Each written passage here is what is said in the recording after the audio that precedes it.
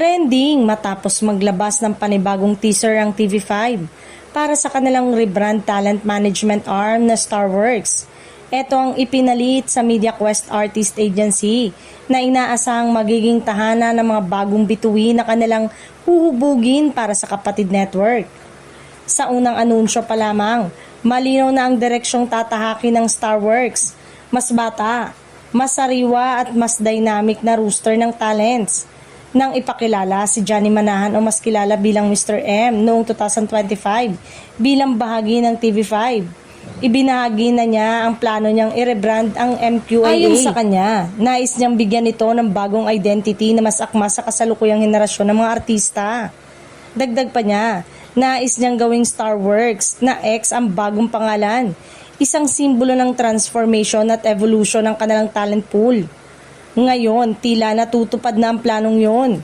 Mas lalong tumaas ang excitement ng publiko nang ilabas ang pangalawang teaser sa noontime show na Itbulaga.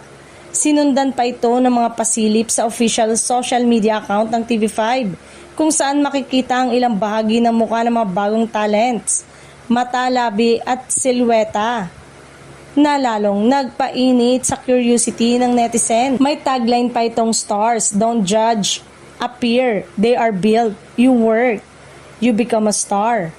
Dahil dito, marami ang naghihinala na hindi lang basta fresh faces ang ipakikilala, kundi mga artistang dadaan sa masusing training at development sa ilalim ng Starworks system. Sa social media, kanya-kanyang hula ng mga netizen kung sino ang mga unang batch ng talent. May nagsasabing kabilang dito ang anak ng isang kilalang celebrity at isang athletic. Habang ang iba naman ay naniniwalang may mga pamilyar na mukha na rin. Partikular na ang ilang dating kapamilya stars na posibleng magbabalik sa spotlight sa ilalim ng bagong pamunuan. Bagamat, tikom pa rin ang bibig ng Starworks sa kumpletong detalye.